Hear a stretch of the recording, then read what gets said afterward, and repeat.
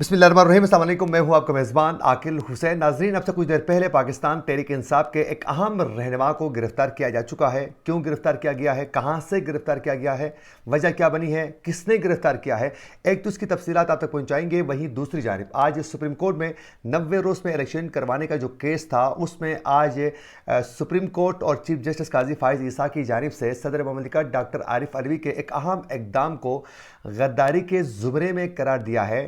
सदर के कौन से इकदाम को गद्दारी के ज़ुमरे में करार दिया है, ये भी आप लोगों को बताएंगे। और उसके अलावा आज बिलावल भुट्टो जरदारी ने आज सुप्रीम कोर्ट की जानिब से इलेक्शन की जो डेट सामने आ चुकी है, उस पर बिलावल भुट्टो ने अनोखा आज रद्दमल वो दे चुके हैं। ये भी आप लोगों को बताएंगे आज के इस प्रोग्राम में। नाज़रीन, सबसे पहले आप लोगों को बताते चले कि आज सुप्रीम कोर्ट में 90 रोज़ में इंतखाबात से मुतल्लिक के जो केस था, उसकी समाअत चीफ जस्टिस काजी फाइज ईसा की सरबराही में 3 रुकनी बेंच ने आज इसकी समाअत की है। और बाकायदा सदर ममलिकत डॉक्टर आरिफ अलवी के साथ बाहिमी मुशावरत के बाद इलेक्शन कमीशन की जानिब से 8 फरवरी की जो डेट है वो इलेक्शन डे के लिए फिक्स की जा चुकी है। तो आज बड़ा अहम किस्म का ये फैसला था, लेकिन उस दौरान जो है आज ये बताया जा चुका है सुप्रीम कोर्ट ने कि मुल्क में इंतखाबात से मुतल्लिक जो केस था, इस केस में करार दिया है कि सदर ममलिकत डॉक्टर आरिफ अलवी की जानिब से तहरीक अदम एतमाद के बाद सिम्बली तहलील करना गैर आइनी था और गैर आइनी तौर पर सिम्बली का तहलील करना गद्दारी के ज़ुमरे में आता है। बाकायदा आज सुप्रीम कोर्ट की जानिब से ये बताया जा चुका है। और नाज़रीन, अदालत का ये भी कहना था कि सदर और इलेक्शन कमीशन के ऐलान करदा जो तारीख़ है उसमें बला तातुल इंतखाबात हो और आम इंतखाबात की तारीख़ का नोटिफिकेशन भी जारी हो चुका है। 8 फरवरी को इंतखाबात कराने में किसी फरीक को भी इतराज़ नहीं है, लिहाजा वफाकी हुकूमत 8 फरवरी 2024 को इंतखाबात का इनेकाद यकीनी बनाएं। बाकायदा सुप्रीम कोर्ट की जानिब से कहा जा चुका है। सुप्रीम कोर्ट ने यह कहा है कि तहरीक अदम एतमाद के बाद मुल्क में सियासी बहरान पैदा हुआ। सदर ममलिकत डॉक्टर आरिफ अलवी का तहरीक अदम एतमाद के बाद कौमी असम्बली तहलील करना गैर आइनी इकदाम था। तहरीक अदम एतमाद के बाद सदर और वज़ीर आज़म की हिदायत पर असम्बली तहलील नहीं कर सकते।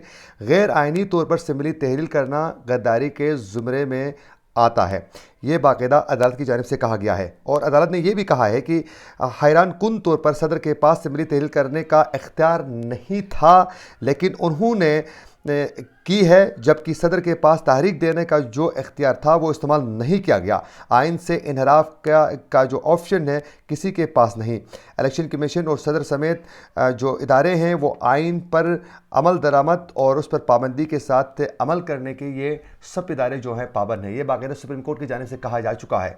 और आज भी कल भी हमने देखा कि तहरीक इंसाफ के वकील को भी टोकते हुए चीफ जस्टिस काजी फाइज ईसा ने बार बार ये कह रहे थे कि सदर ममलिकत डॉक्टर आरिफ अलवी तो आपके जो लीडर हैं उसको अपना वो कायद समझते हैं, तो जाएं आप सदर से जाकर आप तारीख ले लें। बार बार उनको टोक रहे थे। तो आज भी ये वाज़ेह किया गया कि सदर ममलिकत डॉक्टर आरिफ अलवी की जानिब से बहुत से गैर कानूनी इक़दाम हो चुके हैं, सिर्फ़ और सिर्फ अपनी अनाक़ी तस्कीन के लिए। वहीं दूसरी जानिब नाज़रीन, आज यूँ ही ये डेट सामने आ गई तो बिलावल भुट्टो जरदारी की जानिब से ये कहा गया है कि आप सबको इलेक्शन का चांद मुबारक हो। अदालत ने कहा है तो 8 फरवरी को इलेक्शन होंगे। और बिलावल भुट्टो जरदारी ने यह भी कहा है कि हमारी भी यही कोशिश है कि इलेक्शन वक्त पर हो और फिर उसमें सबके लिए लेवल प्लेइंग फील्ड जो है वो मिलनी चाहिए। हमने देखा कि कल भी जब सुप्रीम कोर्ट में फारूक एच नाइक जो पीपल्स पार्टी के वकील हैं वो पेश हुए और रोस्टम में आकर चीफ जस्टिस काजी फाइज ईसा को कहा कि जब उनसे पूछा चीफ जस्टिस काजी फाइज ईसा ने कि अगर इलेक्शन कमीशन के साथ अगर सदर ममलिकत डॉक्टर आरिफ अलवी के साथ इलेक्शन कमिश्नर अगर बातचीत करके बाहिमी मुशावरत से कोई डेट सामने आ जाती है तो मुशावरत के लिए अगर वक्त दिया जाए तो उस पर पीपल्स पार्टी का मौक़िफ़ क्या होगा। उस पर फारूक एच नाइक ने कहा कि ठीक है, मुशावरत के लिए अगर बात की जाती है तो मेरे ख्याल में ऐसे कोई हर्ज नहीं है कि बाहिमी मुशावरत के साथ कोई डेट सामने आती है तो हमें इस पर कोई एतराज़ नहीं होगा। लेकिन वहीं उसी वक्त तहरीक इंसाफ के वकील की जानिब से कहा गया कि मुशावरत नहीं बल्कि हमें तो पत्थर में लिख कर बाकायदा डेट फाइनल हमें मिलनी चाहिए। तो यूँ आज पीपल पार्टी की जानिब से इस डेट को बड़े खुले दिल के साथ आज एक्सेप्ट किया जा चुका है। वहीं दूसरी जानिब मुस्लिम लीग नून ने भी बाकायदा अपनी सियासी कैंपेन का सिलसिला जो है وہ بڑھا دیا ہے، اور وہ اس وقت سیاسی کمپین میں مسلم لیگ نون جو ہیں وہ اس وقت کافی وہ مصروف عمل بھی ہے۔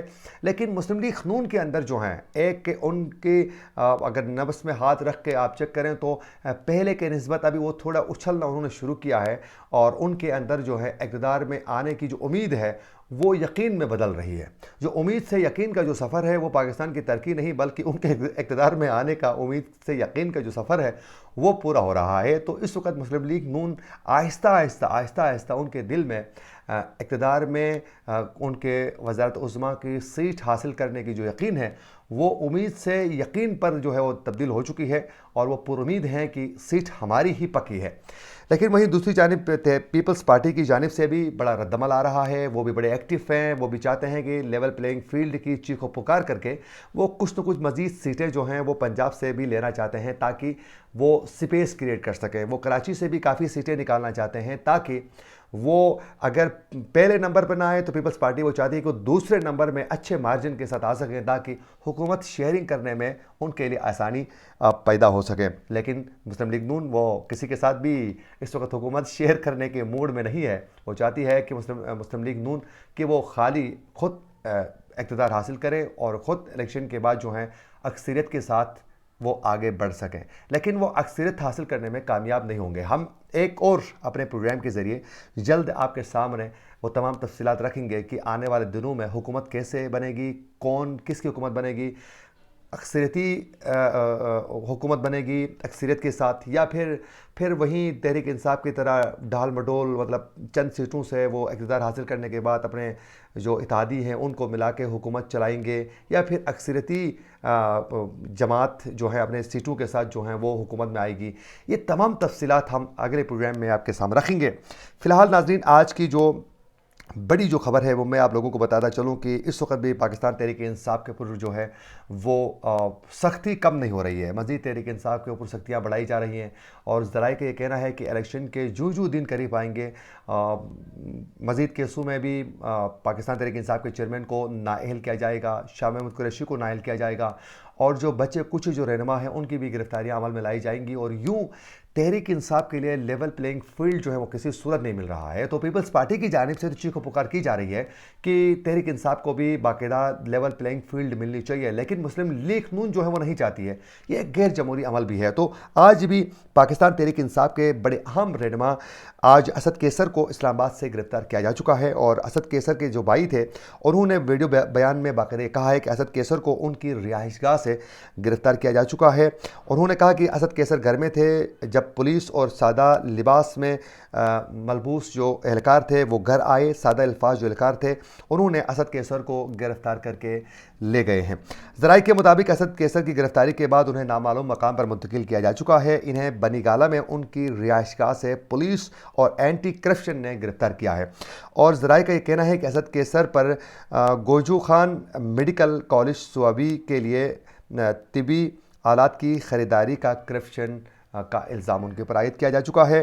اور آپ سب بخوبی آگاہ ہیں کچھ دن پہلے تحریک انصاف کا ایک وفد جو ہے وہ جمعیت علماء اسلام فے سے مولانا جو ان کی سربراہ ہے جمعیت علماء اسلام فے کے مولانا فضل الرحمان کے ساتھ بھی وہ ملاقات کر چکے تھے، اور اس میں اسد کیسر بھی اس وفد کے ساتھ جو ہیں وہ موجود تھے۔ تو آج ان کو گرفتار کیا جا چکا ہے۔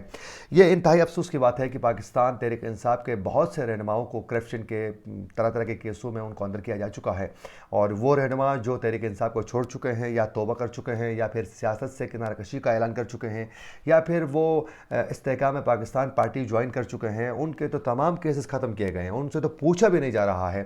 کوئی پوچھے کہ پرویز خٹک سے کہ انہوں نے کتنی کرپشن کی تھی، کبھی کسی نے اس پہ غور کیا ہے؟ اگر یہ ملک اور قوم اور ریاست کی بہتری کے لیے اگر کاش اس طرح کے اقدامات اٹھاتے تو کتنا اچھا ہوتا۔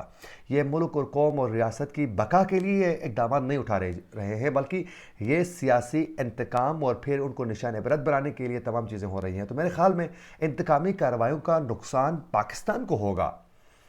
اب آپ نے اگر کرپشن کے معاملے پر آپ نے اس طرح گرفتاریاں عمل میں لانی ہے تو بھائی کر لیں پرویز الہی کو گرفتار، آپ کر لیں دیگر جو رہنما ہیں ان کو گرفتار کر لیں جو پاکستان میں لٹ مچا کر رکھی تھی، ان کو تو آپ پوچھ ہی نہیں رہے ہیں۔ اور ابھی تک آپ نے گوگی کو گرفتار کرنے میں کامیاب نہیں ہوئے ہیں. ان کے شوہر جو گجر ہیں اس نے تباہی پھیر دی پنجاب میں, اس سے تو آپ پوچھ نہیں رہے ہیں. اور عثمان بزدار صاحب سے آپ حساب کتاب لے لیں, انہوں نے جو ایس سی اور ڈی سی کی پوسٹوں تک بھی مطلب بھیجی تھی. تو میرے خیال میں یہ انتہائی افسوس کی بات ہے کہ بڑے عام قسم کے رہنماؤں کو گرفتار کیا جا رہا ہے اور بعد میں جبری طور پر ان سے جو پریس کانفرنسز کروائے جا رہے ہیں, یہ پاکستان کی تاریخ میں اس کو ہمیشہ یاد رکھا جائے گا اور کوئی بھولے گا نہیں ان چیزوں کو. اور یہ بار بار بتایا جا رہا تھا کہ ملٹری اسٹیبلشمنٹ ہو یا پھر اسٹیبلشمنٹ کے دیگر اہلکار جو ہیں وہ پاکستان کی سیاست سے دور ہو چکے ہیں. لیکن ابھی یہ صاف واضح ہو رہا ہے کہ اس طرح کے ہتھ کنڈے استعمال کر کے کوئی بھی پارٹی کو پاکستان میں اکثریت کے ساتھ اقتدار میں آنے کے لیے وہ سپیس نہیں دی جا رہی ہے. اب استحکام پارٹی جیسی پارٹی میں جس میں کون ہے آپ کو بھی پتہ ہے, اور پھر ان کے ذریعے ان کو بھی سپیس دیا جائے گا اور یوں ایک لولی لنگڑی قسم کی ایک حکومت بنائی جائے گی اور ان کو کہا جائے گا کہ آپ ملک کو چلائیں.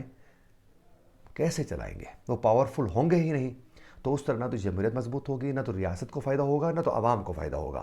تو پھر اس کا سب سے بڑا نقصان ریاست کو ہوگا اور جو بیرونی دشمن ہیں اس ریاست کے وہ فائدہ اٹھائیں گے. آپ لوگوں کو ہمارا پروگرام اچھا لگے تو ہمارے چینل کو ضرور سبسکرائب کریں اور بیل آئیکن کلک کرنا نہ بھولیے. اسی کے ساتھ اپنے میزبان عاقل حسین کو دیجیے اجازت. اللہ نگہبان.